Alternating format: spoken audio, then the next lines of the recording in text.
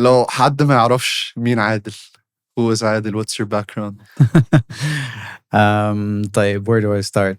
So my background has always been in finance. بلشنا finance in my undergrad, did my master's in science in finance, and then an MBA in entrepreneurship. And in between, a bit of everything. شوية audit, شوية valuations with Big Four, a bit of corporate banking. But I think really what informed me to what I am today is, I think it was 2018 when I did my MBA and got into the entrepreneurial track. That was the aha moment for me.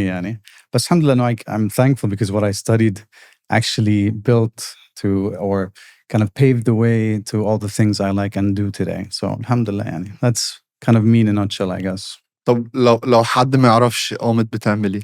Aumet بتعمل ايه؟ Yes, indeed. So نحن لما بدينا كان أول شيء عبارة عن it's a B2B marketplace, right? And what we did is we connected the pharmacies to the suppliers. هلا ليش هالشيء خاصة why was it born during the pandemic? It's very simple. Turns out that pharmacies only work with a handful of suppliers, right?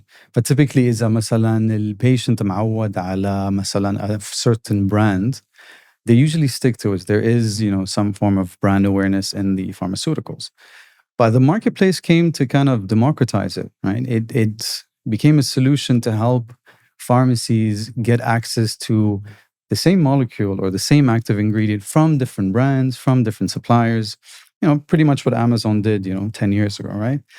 And it just grew so fast. اليوم لما كنا بالأول a few pharmacies today out of 4,000 in Jordan, I think we have like 3,500 on the marketplace. Wow. And in the span of just 2 years. But alhamdulillah, there was this success that we saw very quickly, and obviously it's spurred from the pandemic, but we wanted to replicate this success elsewhere. So we went to Egypt, and then we went to Saudi Arabia. Obviously, each country has its own set of challenges. And definitely a different business model from one country to the other. But we love all countries, and we see definitely the need to democratize basically and create these network effects for suppliers and pharmacies to buy. And so we didn't only do that, but what we realized is that in countries where the pharmacies are run by their owner, pharmacists, the model, the marketplace works super well, right? In countries, take for example, Saudi Arabia, it is different basically business model because the owner is not usually involved in the day-to-day of a pharmacist.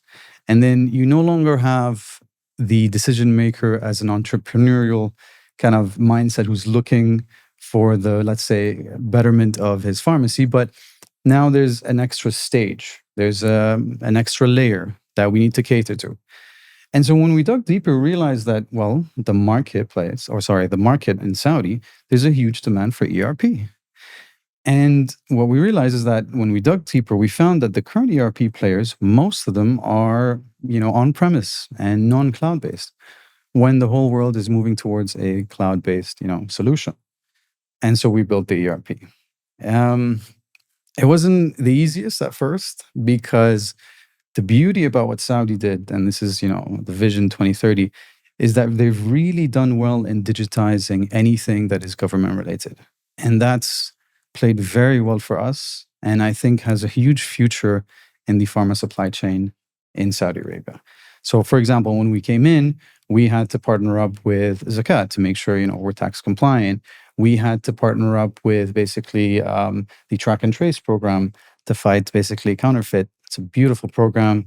We had to also basically partner up with the Wasfati, which is the prescription for the Saudi nationals. Beautiful programs, all basically subsidized by the government. And what we did is we partner up to create, and fill that gap that the pharmaceutical supply chain and procurement cycle really, really needs. But alhamdulillah, that's kind of what we got to where and how we built the ERP. And on the back of that, when we even realized, when we looked at our customers in the ERP, since we are technically moving towards digitizing the procurement cycle, we started asking questions, all right, what can we do more? And what we realized is that, well, procurement, even from ERPs or pharmacies that are all the way from small individual pharmacists, all the way to large chains, their procurement cycle is very manual.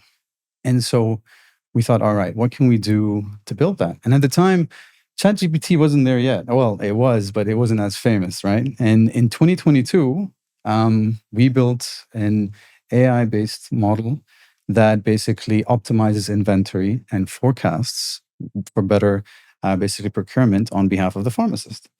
And now you have, in essence, two products, one byproduct, that our sole goal is to basically automate the procurement cycle on behalf of the healthcare provider. Alhamdulillah, I think this is a good track. The focus is on automating that cycle. It's very niche, but in the healthcare business, you need to focus on a niche. It's extremely segmented. You have so many sectors, right? You can go into pharmaceuticals, medical equipment, telehealth, remote patient, and that's why you won't have a large, basically, healthcare conglomerate today that has acquired, all the different sectors, right? So focus is key, and that's kind of what we're doing today, and that's what we're looking to basically to automate completely the procurement of pharmaceuticals. So that's kind of, in a nutshell, today what we're doing at Aumet. What was the entrepreneurial journey to Aumet? Wallahi, it happened in a different way. Some people say that you wake up one day and you just kind of feel it. And I felt the other way around. It was a moment, I think, of, being a bit stale. I wasn't learning anymore. It was during my banking tenure. And honestly, I didn't know what it was at first, Danny. I know I stopped learning, and it's normal. In corporate, you plateau in essence and you manage a team, but the learning curve kind of dulls down, right? So I had to kind of figure out what it is for me. And a friend of mine actually went to the same school, same uni I did. And he actually, he's a business owner. And Adel, you have to check out IE. It's a great school, great track for entrepreneurship. And I fell in love with the program, with the people that graduated from there. And I think that was the moment that kind of paved the way to the whole startup scene that I love today. 2018 was when I actually did my MBA at IE. And that's also where I met my partner, Yahya Akhil, at Aumet. So, alhamdulillah, I think some people say, you have to definitely thrive for it. But for me, I think it was more of the other way around. I had to be hit first, mentally and emotionally for me to figure out, okay, then that's my key to change. Alhamdulillah, I never looked back, and I think it was a very wise decision I took at the time. There are a lot of options. لو أنت هتروح ستارت اب في الميدل ايست، إيه اللي خلاك تروح Aumet? I think at the time I was working in Toronto in the startup ecosystem as well. And Yahya came up to me at the time. And Yahya I knew from back in uni. And Yahya, mashallah alayhi, is a serial entrepreneur. And so he pitched the idea, and at the time I knew nothing of healthcare, but I still fell in love with what he was doing, what he was solving. It was during the pandemic, and there was a huge issue in the supply chain. If you remember, medicine wasn't reaching out, wasn't being able to reach to patients. And I'm like, yalla. So at the time I moved from Toronto to Abu Dhabi. But little did I know that eventually I had to move to Amman for some time. And that was a bit of a change. Toronto, Abu Dhabi, Amman. Yeah. And we never looked back. I love what we do. It has its sets of challenges for sure. Yani healthcare is tough. It's so, segmented. There's so many sectors to work in. It's highly regulated. And hence why, you don't see so many healthcare or health tech startups today in the region yet. But alhamdulillah, I think what we did was on the right path, and we're going to get there, inshallah. ليه لحد دلوقتي مفيش the Uber of healthcare? Well, I think the reason is, if you think of Uber itself, right? Mobility. I mean, if you were to break down mobility into segments, how many would you have? 1, 2, 3, air transport, freight, cargo, right? The issue with healthcare is they have much more sectors and extremely highly regulated sectors, right? So if you think about it just very high level, and like غير pharmaceuticals, you have medical equipment, you have, remote monitoring, primary care, you have therapeutics, wellness, the list can go on. And add to that each of those sectors is relatively regulated, right? So it becomes really hard for you to kind of consolidate all into one big player and become the Uber of healthcare. You could become the Uber of wellness. You could become the Uber of pharmaceutical as a startup itself growing into something. But then now you look at, what Amazon is doing. And the only way Amazon can really, dominate healthcare is that if they buy in or invest in every single sector, which they actually did. They invested in therapeutics. They invested in pharmacies. They've invested pretty much everything, health data and analytics. And that's really the only way where you can eventually become through acquisitions. That's, but in my opinion, at least. The future holds whereby if we're able to digitize pretty much everything, especially in, highly regulated industries, then maybe. But I think, the next 5 years, I don't think a startup will become that just yet. I think it's going to take a little bit longer for that to become a little bit more apparent, I guess. في الميدل ايست هو كريم اكتر مش اوبر and صح. and they've moved اكتر towards the super app model. Do you see a world in where you have a super app of healthcare? That's a tough one. Like I said, if you think about every country and its different regulations, it's going to be tough, right? You might not have today a super app. I don't think it'll happen in the very near future. It might happen, but the way it would happen is that it would find a way to, permeate and go through all or without any of the regulations, just become an enabler in essence. But that's easier said than done, right? I mean, Uber, eventually got away with it, right? Because they didn't really abide by the regulations at first. But I guess it was easier to say sorry than, ask for permission, right? But we'll see. Time will tell. I do believe there's room, and there are a few names, coming up in different, sectors of healthcare. So you will find, I believe, an Uber or Careem of a certain sector of the healthcare, definitely. It could be the Uber or Careem of wellness, therapeutics, pharmaceuticals, you name it. اتكلمت كتير عن حتة الريجوليشن. ايه بالنسبة لكم يعني او how do you overcome the biggest the regulatory challenges اللي you face حاليا؟ Wallahi, it is one of the major reasons why we remained, a tech enabler. Because, today there are 1, 2, or 3 single vendor marketplace. But what does that mean? It means that you are moving the product, you're moving the drug, the medicine. That means you need to have certain, licenses to basically store it. You need to have certain licenses to move it. And that part, and we've seen it, it could take a license, 12 months eventually for you to get one, 18 months. So for those that, went through that road, kudos for them. It's not easy to get a license to move medicine. But is it really an enabler for you to grow in different countries? We don't think so. At least, not with the current geographical pharmaceutical model globally, right? So for now, it makes more sense for you become a tech enabler where you're not abided by licenses, right? We just empower everyone in the value chain. The healthcare provider, we enable him with tech. الماركت بليس اكتر. اشمعنى ابتديتوا بماركت بليس وايه اللي خلاكوا بعديها تدخلوا في حتة الاي ار بي؟ جميل السؤال. هلا اليوم نحن بنحس انه الماركت بليس اول شيء كاكوزيشن دائما ببلاد زي السعوديه زي مصر وشو اسمه جوردن فيك اليوم انت directly reach out to the pharmacy and he can instantaneously download the app and start buying. هلا obviously we do background checks on the pharmacies to make sure, because we're technically suppliers are selling medicine. But the ease of acquisition in countries like Jordan and Egypt makes the marketplace very viable, very easy to deploy. على ال ERP انت اليوم تعال فكر فيها. طيب who are the successful, brand name ERPs that we know of? عندك Microsoft Dynamics, عندك SAP, عندك Oracle.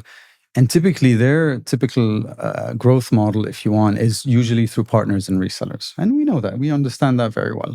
But definitely the ERP is a longer sales cycle than the marketplace. And that's why initially Damon focused on, yalla, let's do the marketplace. And that way we get ground data, what works, what doesn't. Because in essence, what we start seeing basically trends. We see who are the suppliers that work the best, what are the reasons they work the best. And so when the ERP comes in as a secondary, it's easy to upsell the ERP to the guy who's using it in the marketplace, right? So that's kind of how we see the business today, basically. انتوا مش الوحيدين في الجزء ده من الهيلث كير اللي هو pharmaceutical. ايه ال different models اللي موجودة في السبيس ده غير الماركت بليس؟ هلا اليوم we're seeing more and more big distributors slowly digitizing their own basically cycle. برافو عليهم صراحة، لأنه in Saudi specifically, you see the governments are the leaders in digitization and the private sector is second. But there's going to come a time where the private sector needs to up its game and also digitize if the government is leading this digitization as a بدك program. فشو عم بيصير؟ عم نلاقي suppliers أكثر وأكثر trying to make pharmacies' life easier by كمان automating the procurement on their behalf. They could start by internally creating ERPs that connect with the pharmacies. That's one thing, one aspect we're seeing. Others, basically, we see that, okay, how can we digitize payment? That's something that some of the suppliers are looking to do, but haven't cracked the code yet. And we're hoping to come in and help out in that basically field.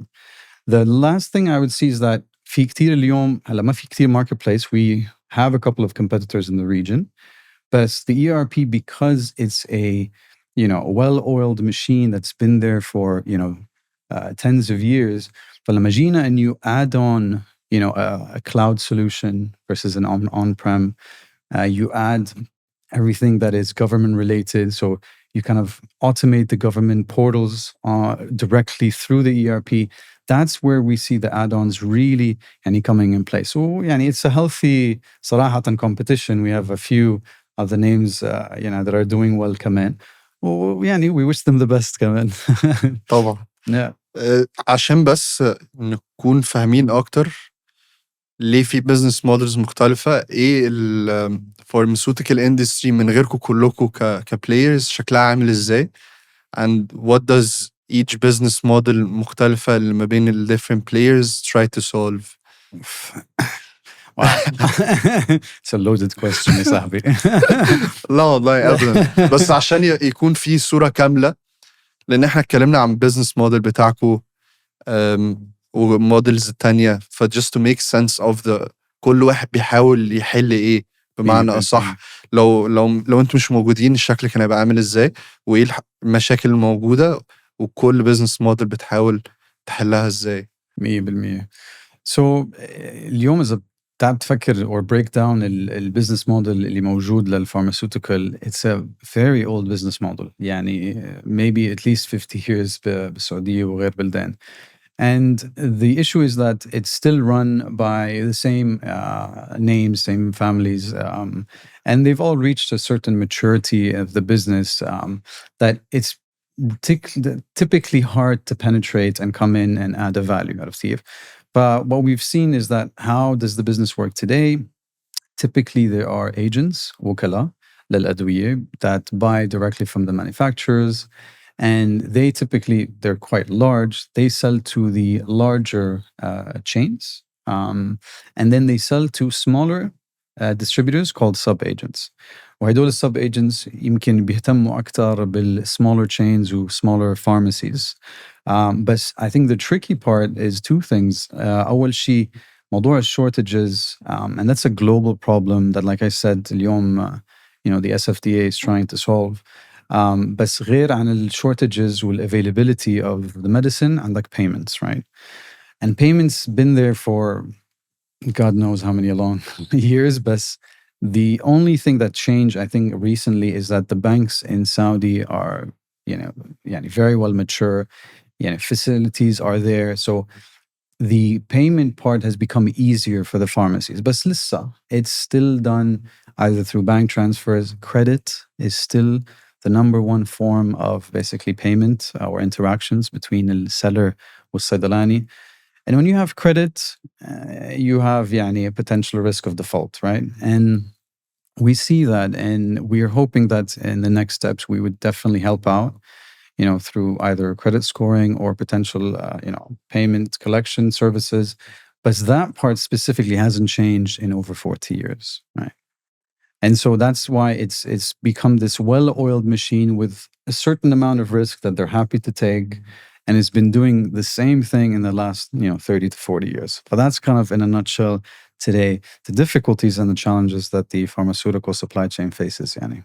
Within the context of the problem الموجودة اللي انت قلت عليها دلوقتي, اخترتوا ان انتوا تبقوا a pure marketplace play. Yeah. Where you have multi-vendors. Exactly. And the vendors are selling to the pharmacies. It's a pure marketplace play. Exactly. زي ما بقول. 100%. And then you have other models where they fulfill and they actually become the vendors themselves.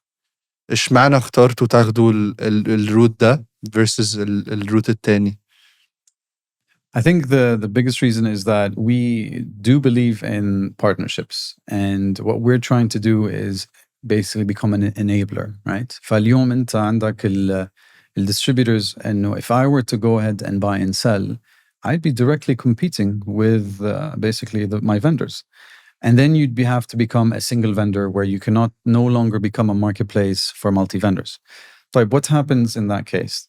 If you become a single vendor and start selling directly to the pharmacies, well, يعني from what we've seen in the market, it's a tough business to handle. يعني I'm sure you've seen what it is and how it is to handle these logistical operations. And, profitability, what we at least see from our end is not anywhere close. High capex, high expenditure.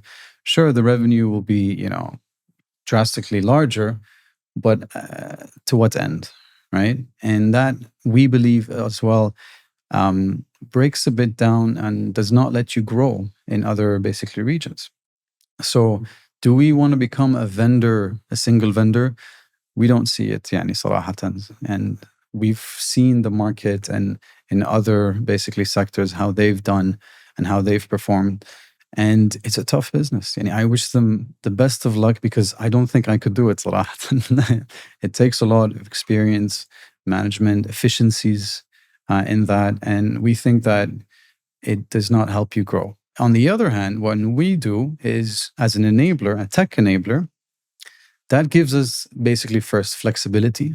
We can enter, and today, alhamdulillah, we are in 4 markets. We just are entering Iraq soon. And the reason we can do that is because, we are a tech enabler whereby we are the support, we create, we update, we do everything that is tech related, tech solution. The margins are higher. The revenue might be lower, sure, because we're not buying and selling the product itself. But that means we permeate through all regulations. We don't touch regulation. And in healthcare, this is a huge add-on, right? Every country I enter with someone potentially, if I want to partner up with, who has these licenses, who has a developed supply chain and logistical arm, and then we become his tech partner. What does that happen? It means that we can eventually enter 4, 5, 6 countries in the future per year easily. And that would give us basically the room to become a really healthcare global player. So that's kind of where we differentiate, if you want, ourselves from the other guys that are doing single vendor. انت كنت بتقول ان كل بلد من 3 بلاد اللي انتوا بتوبريتوا فيهم دلوقتي البيزنس موديل مختلف. ايه البيزنس موديلز اللي في البلاد دي وليه؟ والله شوف هلا depends on who you ask. الموضوع مختلف ليه؟ لأنه ال governments basically كيف يعني بيمشوا ال supply chain وال procurement cycles تبعت الأدوية. It needs to be monitored by the government, صح؟ فالفكرة هي كانت أنه ببلاد مثلا بلادنا زي مصر ولبنان وغيره والأردن, الصيدلاني typically is responsible for his pharmacy, and it's a يعني good basically business model. ليه؟ لأنه تعطي فرصة لكل اللي بيخرجوا كصيادلة ليفتحوا هن صيدلياتهم. You're encouraging the a small guy who graduates from, pharmaceutical school to open his own business and run it. And that's a great thing to do, especially in countries في خريجة كتير مثل مصر, مثل الأردن, يخرجوا كتير صيادلة. But that's kind of where the business model is very different in Saudi. In Saudi is a lot closer to the US business model. Right? If you think of the US, you think of CVS, you think of Walgreens, and it's really rich because it helps the business grow. And that's why you see so many big businesses, eventually IPOing, right? Like the mega chains. And that's a completely different business model. To each his own. And I think both work equally depending on, the country and its rules. And we're trying to cater to all, right? And that's kind of what makes these business models very different. And if we were the thought in the past that we would have to build another product, maybe things would have been different. But we love the rules and that have been in place in Saudi because it helps us regulate the business as well. But Saudi, like I said, has done wonders with especially the track and trace program. It really helps put control on the pharma supply chain. And not just that, it helps in potentially forecasting what are the shortages required based on the data they have in the country so that there won't be any shortages in the future if the pandemic or another pandemic were to happen again. So super cool from that sense, because Saudi is a little bit advanced from that, sort if you want. ماشي. Let us drill down شوية في الموديل بتاع Aumet. let me first summarize اللي احنا قلناه دلوقتي. So you've chosen a marketplace model where it's multi-vendors and it's connected with the pharmacies. في الأردن, when you started, the model worked brilliantly لأن the pharmaceutical players themselves are Pharmacists. they're pharmacists and they're entrepreneurs and they do care about reducing the costs as possible. Whereas when you, وفي مصر برضه similarly, it's a similar model. And then once you started going to Saudi, you've realized in the go-to-market strategy should be different. لأن the pharmacies are, I wouldn't say less entrepreneurial, but it's a different model. The US model, it's a CVS kind of model.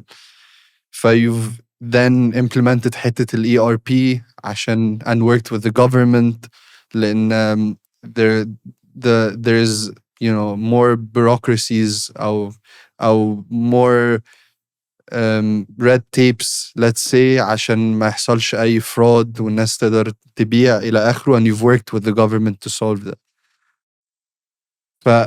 So far so good. عشان بس يكون في صورة كاملة وأكون متأكد إن أنا فاهم صح. لو هتقدر تعمم, what are the challenges of healthcare procurement as it stands دلوقتي? Absolutely. And maybe to answer that, the reason why maybe it became more apparent with time. I don't think we woke up one day and decided the ERP is. But when we built the ERP and started discovering the pains and the marketplace and the pains, and we realized, well, guess what? It's a solution now. And so what we've developed now is that this full integration between the marketplace and the ERP. And what we're doing basically is we're digitizing completely and automating completely on behalf of the pharmacist the procurement while he's sitting either at home or in his pharmacy doing the procurement on his behalf. And that's our goal, right? Now, to answer what the challenges are is because اليوم عم تحكي انت the procurement is extremely manual. Some of the larger chains of pharmacies اليوم عندهم team كامل. Imagine the cost in that, right? And they do it manually based on their experience. ويعطيهم ألف عافية. I know it's not easy, but when we saw the numbers, كمية overstocking هائلة. عرفت كيف؟ وبتعرف أنت بالأدوية there's expiry dates. So في مرتجعات كثيرة.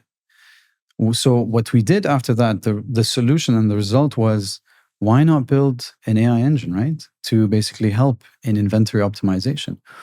وفعلا هيدا اليوم اللي شفناه is the aha moment. لأنه أنت اليوم عم تعطي للصيدلاني a tool that will help him at work, right?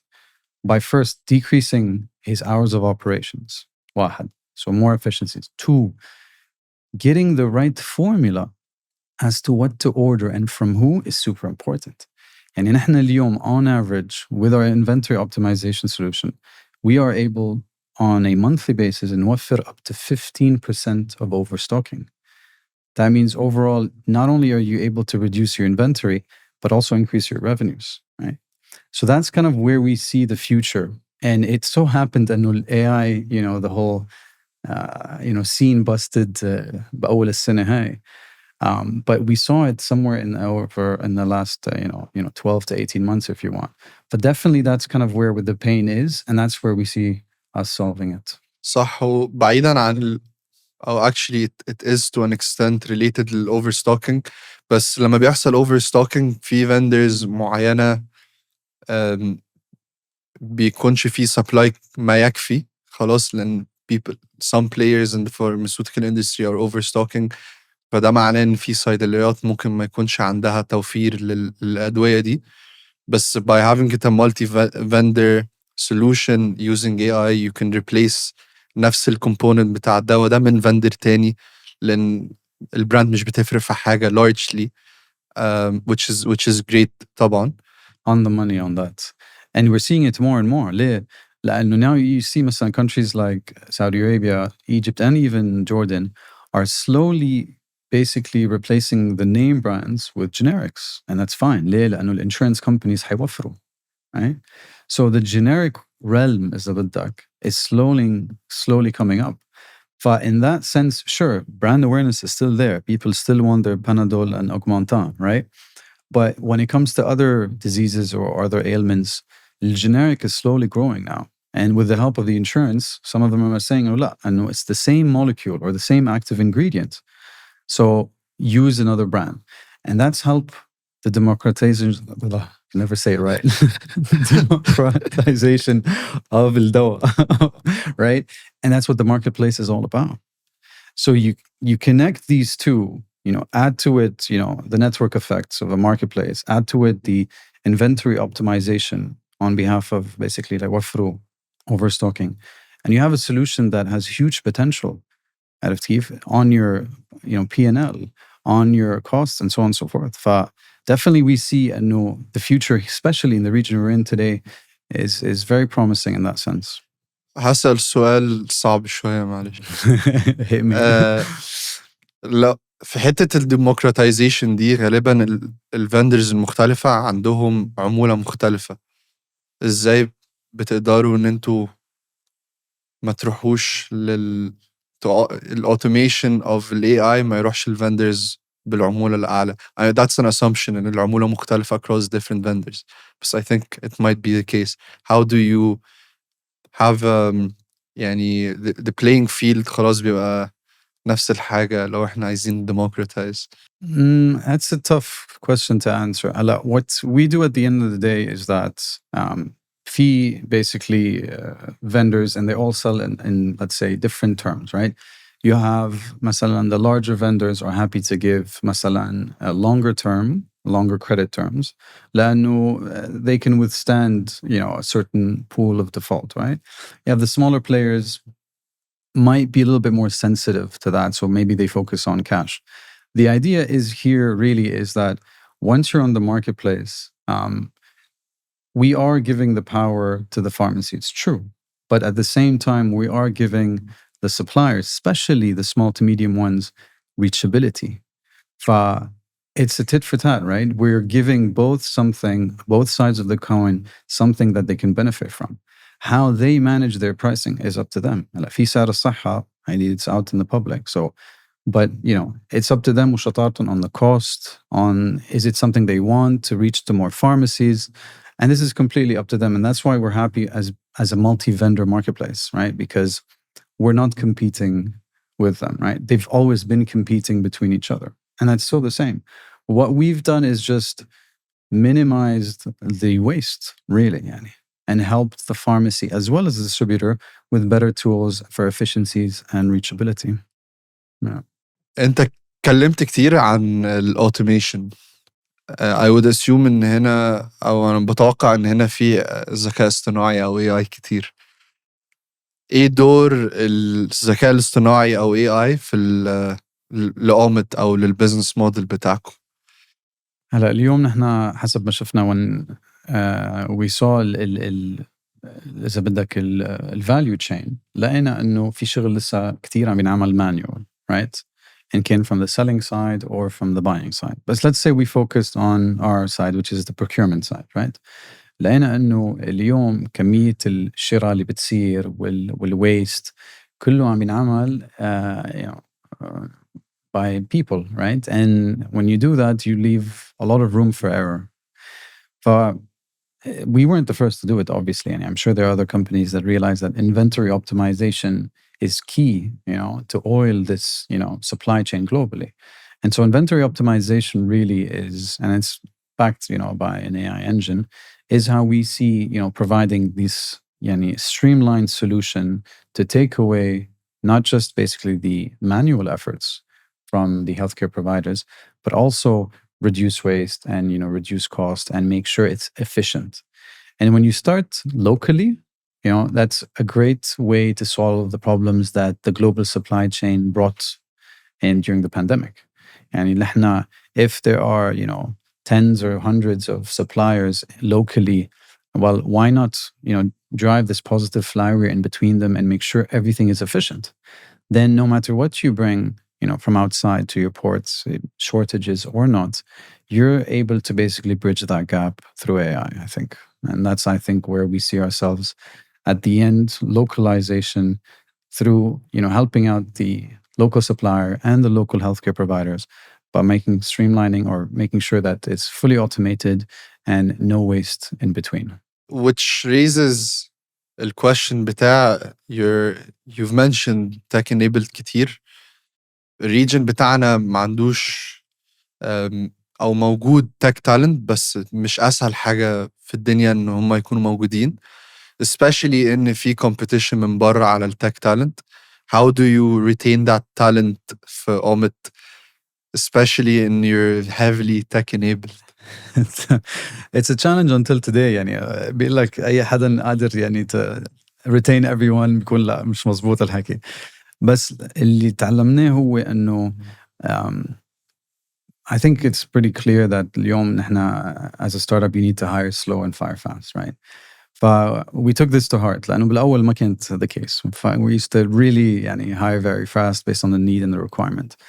With time, we learned to build relationships across the board. And I think that's one of the things we truly enjoy the most لأنه the network effects in the ecosystem هلأ عم تكبر بالميدل إيست. We're proud of what has become in Saudi, Jordan, Egypt, صراحة in the last 3-4 years. It's been great. That network effects helps me by calling a friend, calling an advisor, calling an investor, for them to actually give me their best recommendation to hire. So that's on the one side. On the other that we thought was super successful, لقينا إنه when we enter a country and we need specific talent, we hire interns quite a bit. And you'd be surprised at what you can get from, these interns, صراحة. We have a few rising stars that started as interns معنا and now have been doing great stuff, صراحة. And the beauty about it is that you build loyalty with them, right? You help them grow, you give them the training they need, you put them in the right direction, and it pays off because they understand that the best we can do is give you all the tools and requirements you need to grow. And I think that part we've learned quite a bit over the last 12, 18 months. And this is a program we'll always have, until forever, inshallah. Or the exit, whichever comes first. No. نطلع بره حتة الهايرنج شوية. Another pain point that a lot of startups are experiencing in the region and more general حوالين العالم is funding. هسيبك انت تكمل. Where do we start? طيب أول شيء أنا I have to give credit to the region لأنه if I had to think back 3-4 years كان عندك يمكن Jordan, the UAE, who had probably the most in terms of experience from a VC side, وكمان potentially the funds. What Saudi has done in the last 3 to 5 years is nothing less than phenomenal صراحة. And the beauty about that is that اليوم a startup, no matter how much it bootstraps, it can only take you so far. And in certain industries كمان. فاللي بيعمل bootstrapping وبيوصل eventually يعطيه ألف عافية, it's not easy. And you probably can't do bootstrapping in all industries, right? Especially if you're working with, industries in the B2B where first and foremost بدك تبني لحالك a customer base and so on and so forth, and it takes a little army. So it really depends. But when Saudi entered the game, it really helped, and now you're stealing talent all across the region, come in and potentially, partner up and do something really cool to actually build something and solve a problem. But what happened was, I'm sure you remember the 2020, 2021 overvaluation period. It harmed a lot, Akid. And I think it did more harm than it did any good. And what we faced in 2022 and until today, that readjustment, I think we needed from the beginning. If we had this, let's say, view on how things are supposed to work in fundraising من الأول, then founders would have been more equipped to handle their spending based on that. But it was a lesson that everyone had to learn the hard way, right? And it was spend. And when I'm عم بفتي من عندي, we did the same mistakes, and you learn from them, right? But you spend, and sometimes it's more of a gut feeling than data-backed. And when 2022 or early 22 happened, everyone said, all right, let's put gut feeling on the side, right? Let's focus on data. And it was needed. It's just a shame we didn't have that piece of information earlier. الواحد بيقول تعرف ما بيتعلم غير من كيسه, right? And so obviously what happened was that we lost a lot of, I think, valuable startups that could have been, still running today. But it's good that we got that slap on the face and realization that, how to manage growth versus efficiencies, right? And it was a good eye-opener for all of us, I think. ماشي. نخش في السبيسيفيك شوية. How do you find the areas for inefficiencies, and what would be that's more of the diagnostic part, and then you have that treatment part. ازاي then you try to eliminate those inefficiencies? Well, if I have figured it out, probably I would have written a book by now, but we're still in the discovery phase. شوف, it's not easy لأنه the thing I think we realized the most when after 2021 happened and 2022, the public markets, took a little hit. I think we put a magnifying glass on everything. And we were so busy with spending and finding the right measure of spending in order to grow that we didn't realize we had a lot of fat, right? And so that put a really big magnifying glass on everything we did. And it was needed. It was needed for us to understand what were our inefficiencies. فهلا, looking at that, we definitely brought down the cost, and we realized that, we can definitely do much better in spending and growing. And we did, alhamdulillah. Hala, do I have the right formula? No. But what we realized is that, we cut down our spending almost by half maybe, but we were still growing the same growth we did before. So that tells you something, right? But is it maybe that we haven't figured out, let's say the ultimate track for spending, for growth? Who knows? Maybe. But alhamdulillah, from what we did and what we saw, we're still growing, and we needed that magnifying glass. And what we did is, imagine we're still growing and we doubled our runway, right?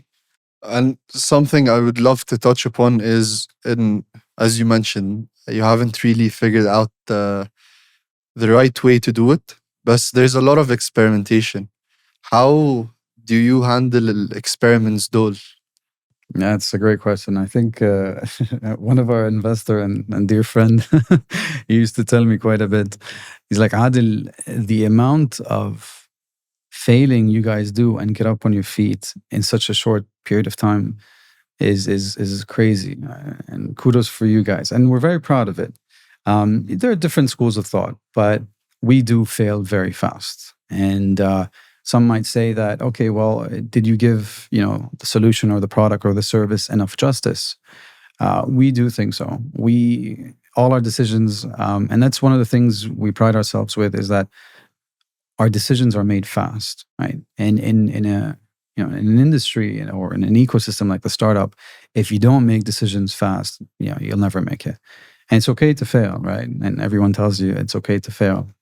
And the amount of failures will eventually sculpt the next, big thing. So we're very happy about that, and we're able to move at so fast, make decisions.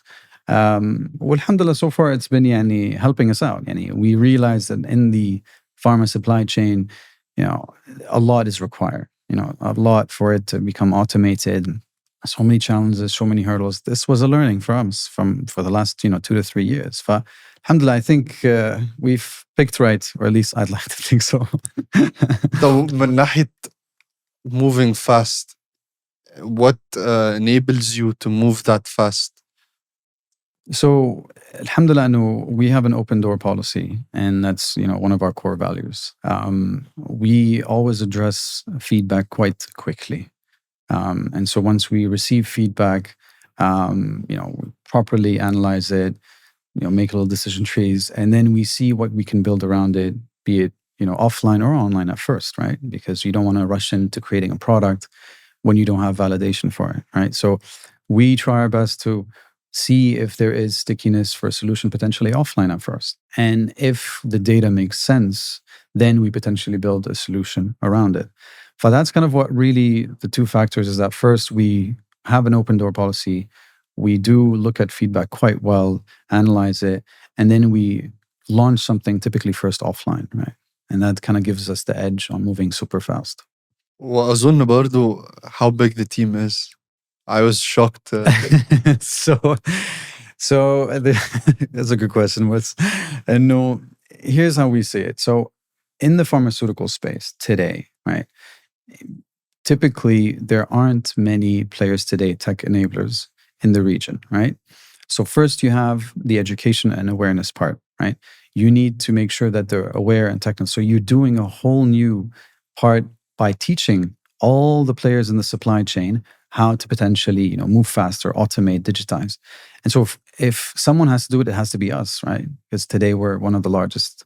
And that becomes really difficult. And that's why it might become slower for you to eventually, acquire and then move and then potentially update and upgrade their solutions into something faster and more automated, right? Aumet بتفكر to grow ازاي؟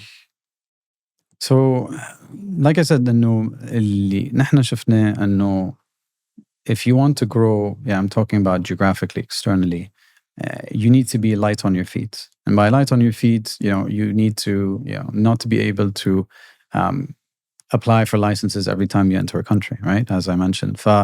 How to do so is that we thought, طيب, أنا اليوم, if I were to enter a country like we did in Jordan and Saudi and Egypt, there was a heavy operational cost to deploy a team on the ground. As you know, أنت اليوم كمان لسه pharmacies are old school. They need to see the product in front of them. And so a lot of client facing is still required. طيب. When we thought about it, it took a lot of time and efforts and money to enter those 3 countries. So we tried something else.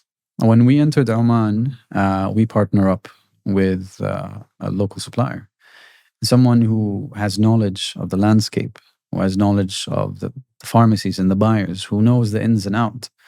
When you basically do that and you partner up with an expert in the field, وفر عليك سنة of discovery. What we took normally 6 to 12 months to discover our own, and we know it from day 0, right? Or day 1. So we realized that, طيب, until you have the pharmaceutical know-how, but you don't have the tech know-how, why not we become your tech enabler? And this sort of partnership flourished very well, better than we expected, to be honest, صراحة. And obviously, maybe it has its drawbacks, but for now, we haven't seen any, right? We become their tech enabler, they become, in essence, our partner on the ground, right? We manage everything that is tech, data, AI, everything that is basically, on a laptop or on a screen, and they manage the acquisition cycle, the sales cycle, and so on and so forth. And صراحة, so far, from what we've seen both in Oman and Iraq, هلا soon, we think it's going to be a great model from the results we're seeing today. Will it be a forever model? Yeah, I think it depends really on a lot of things. The metrics of the country, what kind of challenges, what kind of barriers. But for now, I think the countries that require today tech enablement, I think the best way forward is through this partnership.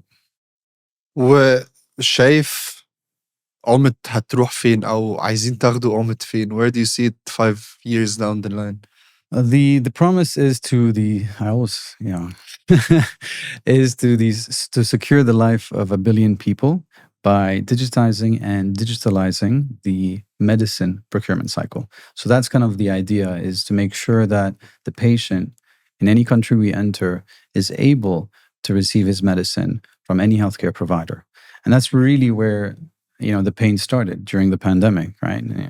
It might have been bad for most people, but I think it helped us at least put some goggles on us and say, all right, well, there's a huge problem there. We don't want this to happen again. So what we do to make it better? And it's through this promise that we constantly figure out new ways to optimize, automate the supply chain and procurement from the suppliers all the way to the healthcare providers. المشكلة أكيد مش تبقى سهلة تماما، تبقى صعبة. بتعمل إيه عشان تقدر تحافظ على حالتك النفسية؟ صراحة هلا one of our core values is hard work. And some people might say إنه عادل إنه work-life balance. From our experience, hard work brought us the solutions. And it might not be, similar to any other firm, and that's fine. But we build on what is best practices, right? And we create our SOPs, in essence, based on best practices. And that was purely a result of hard work. And so take, for example, a lot of what we built initially was from these, high performers, hard workers. And they brought in the knowledge and the know-how either from the ground or from partnership, whatever it is. And we let them build the SOPs, or what we call best practices. And that wasn't because of a work-life balance. I'll be honest.